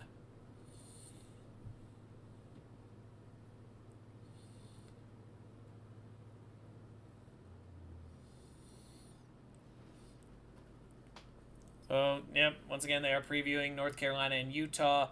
That should be a very fun match here. Team that I've been sorely disappointed by. A team I've been pleasantly surprised by. But now they're starting to show skill-wise they're about equals. How will it look? Early in the season, I would have said North Carolina wins no problem. Right now, I'm not so sure. I think Utah's the favorite. Ball gets dumped in, nothing doing. Croy Bethune, with control of the ball, swings it over to the left side. There's now 3 Kansas City players running against a lot of Boston players, and they retreat. DiBernardo back with the ball again, right at midfield. Sends it forward here. Hawking with the ball. Forced to go back. Rodriguez again with the ball now with about 90 seconds left until they go into injury time. Rodriguez sends it forward here. Once again, DiBernardo with the ball. It has been corralled by the Boston player. She's moved it to the corner to try to control the time. Ball goes off. A Kansas City player goes out the side. I believe that is a throw-in. 90th minute has started. Karabali acting as a safety right near the goal line. Ball is thrown. DiBernardo again. Kansas City trying to find an opportunity to get a goal to happen. The chances are becoming fewer and less possible. So it will just be a matter of when does it occur. If Kansas City does score, It's going to have to be just something that comes off of a setup or a steal. It could happen before injury time, but it's extremely unlikely, especially now with the ball being rolled out again. Rouse to throw the ball in here. Only about 15 seconds left before they have to reveal the injury time total. A lot of challenge from Boston, not letting them get a clean position. Gambone stepped in and gave a little bit of a body check there. 90 minutes have passed. How much time are we adding? We're adding 6. All right, let's run it back. We'll reset the timer.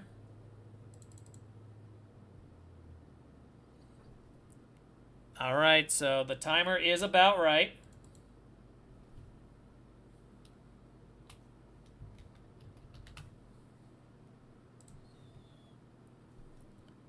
And now, ball goes high, ball goes out. Rouse again.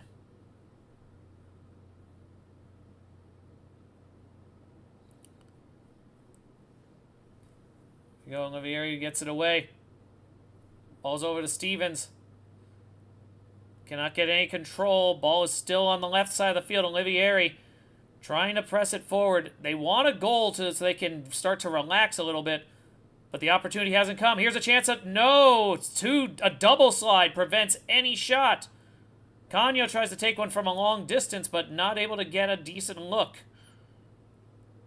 Carrick again trying to set up a play. They're not calling the foul here. Canio did fall over, but they are not giving a penalty kick right now. That would basically end this match. Even without the goal, it would eat so much time. Here we go. Oh my God! Ball off the crossbar again. Was that Carabali? That was effectively a game ender. That luck of the draw saved Kansas City, because that beat the keeper. And it hit the crossbar. It went down. And I think part of the ball actually was in line with the goal line, but nothing went over. You need the whole ball to be past the goal line. There has to be some level of green between the ball and the back of the goal line for it to count. Carabali again forces the ball out of bounds. This will be a throw into KC. We're nearly halfway through the injury time. Technically, Boston does have a sub window if they want to eat about 30 to 45 seconds.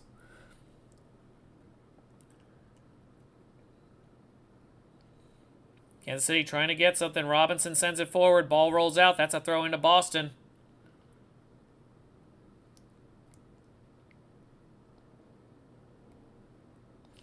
They're literally waiting until the ball stops rolling out of bounds, because they're trying to squeeze every last second out of this. Ball goes out of bounds is another throw in for Kansas City, but now, as Rouse throws it in, more than half of the time is gone. At this point, there is no way Kansas City wins this match. The only thing you can hope for is an equalizer to at least salvage a point from this effort.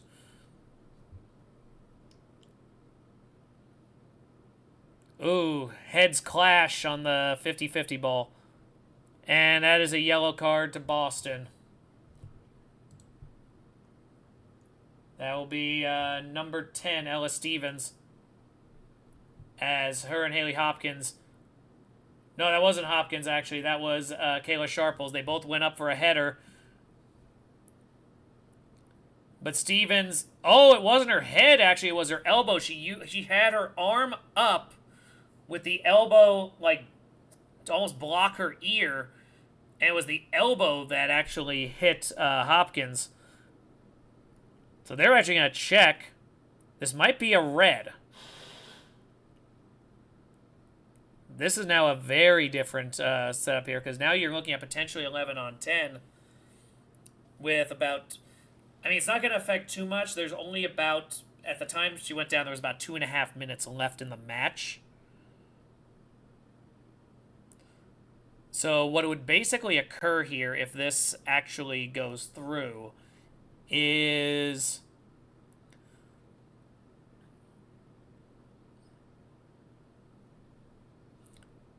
It would be 11 on 10. At that point, Boston's attack probably is over. You're probably just parking the bus for about 2.5 minutes and trying to ride the storm out.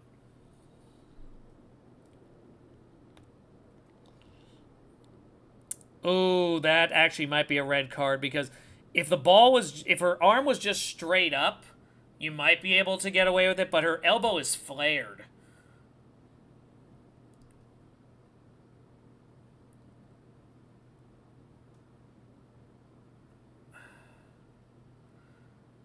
I mean, it's tough because now I'm looking at it, it doesn't look like she's actually elbowed. It looks like it's the forearm that gets her. But this could be a red. The motion was a swinging motion, so this could be...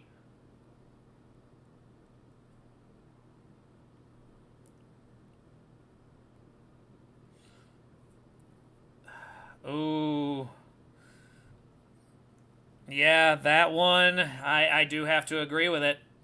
Kansas City has been given a breath of life here. Will this be enough?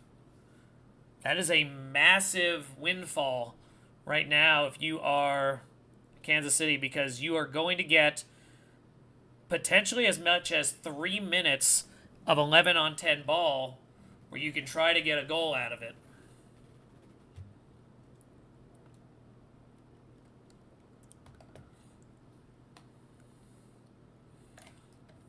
Yeah, it didn't seem like there was that much outrage from Boston. I think they knew. All right, Rodriguez going to go for the free kick here. It is 11 on 10. The ball bounces through a few people, and it allows Murphy to take a slowed ball. And we have another player down. Sharples is, again. Before it was the head, now it's her leg, and I'm starting to wonder, did the long stoppage cause her to cramp up? Like, I'm almost wondering at this stage, do you need to just sub her out?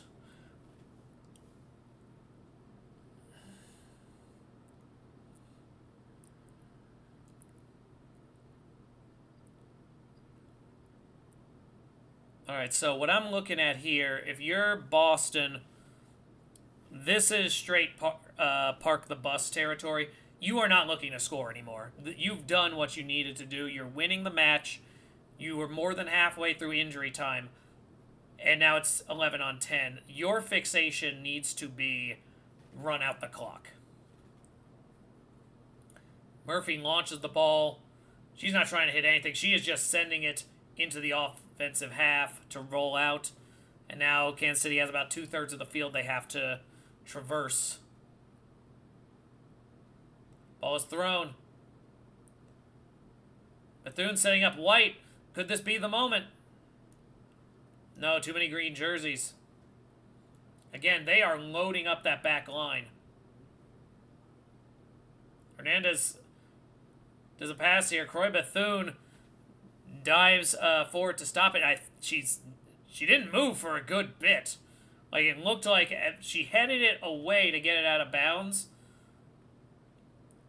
and then literally didn't move for like the next 10 to 12 seconds. And so they are having to check and see if she is conscious or not. Actually didn't hit her in the face. It actually got her on the arm. I think she was more just, the body was in shock.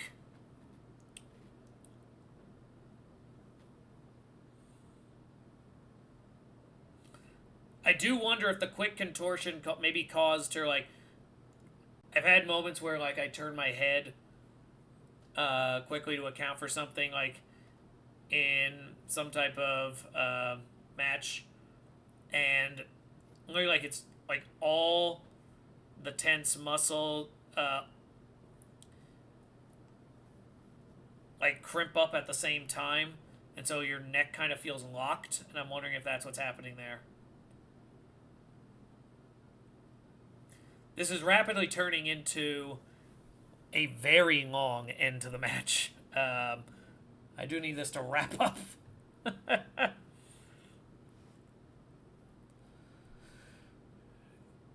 Trainer is trying to clarify, like, are you still good?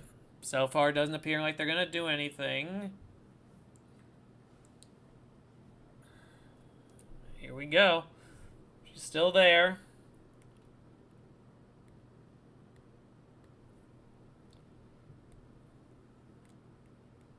They are doing the check still, so they're not... I don't think they're sold that she is. Yeah, I think they're subbing her out. They've got another person ready. And I think the reason for that also might be that because of this long check...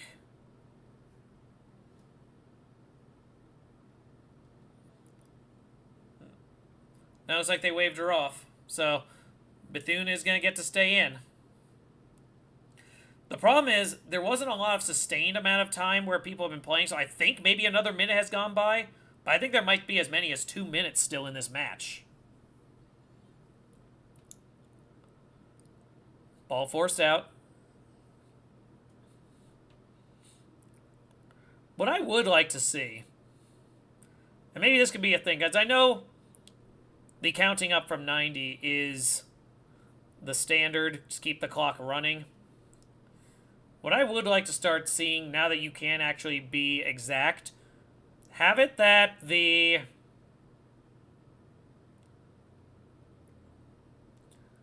running tally that the refs are doing, they actually report the full thing.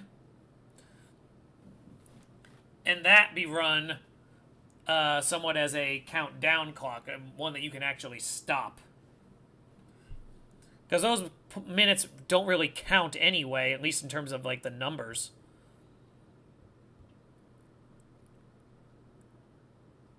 And they are going to call this. That one is it. It did go about another, looks like a little over a minute. But that is the end.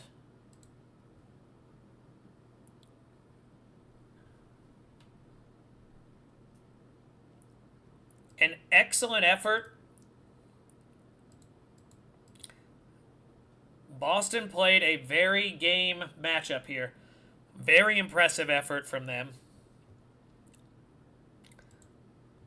Definitely I've been impressed with Boston here, and they're definitely not a team to take lightly. I didn't really mention it earlier, but I had been looking at going to see Angel City play Louisville. That was a weird way to say it. Louisville.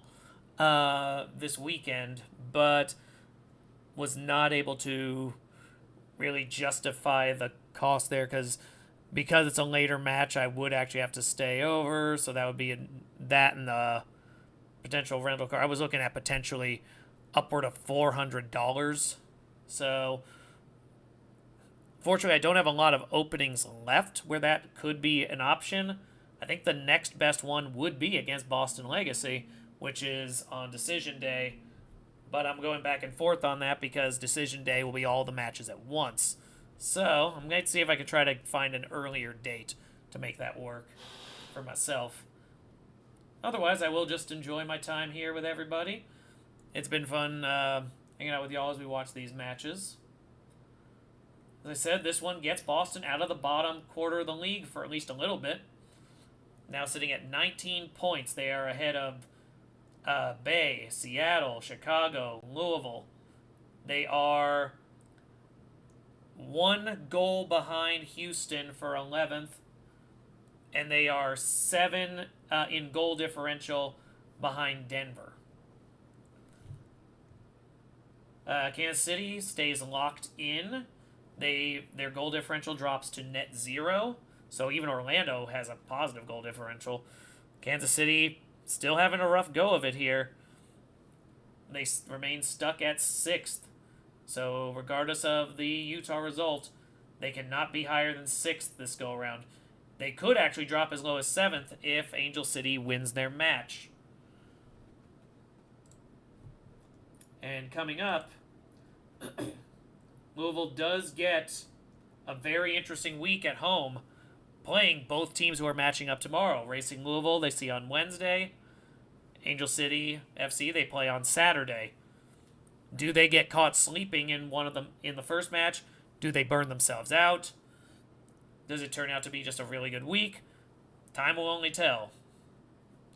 For Boston, their upcoming schedule, it's their second expansion battle. They will go to Mile High Stadium to play the Denver Summit next week. And then 2 weeks from now, they are back home to play Portland Thorns. So much to do for both these squads. In any case, I'm going to be scheduling the actual live here for Angel City Louisville, since I will be following it live. And hopefully you all will be able to join me for that. Until that day comes, tomorrow, expect potentially a video here. I'll probably put the Angel City video up tonight. And then I might be squeezing another one in early Sunday. Or I might just do the post-match. And save the other one for Monday. Because I've got something else. So I've got the match preview record, but I haven't determined a time on it yet. I think that's how we'll handle it. In any case, that concludes everything here. I do have to get out of here. Enjoy your football. Enjoy the match if you're going to be watching this next one. And as always, go Angels!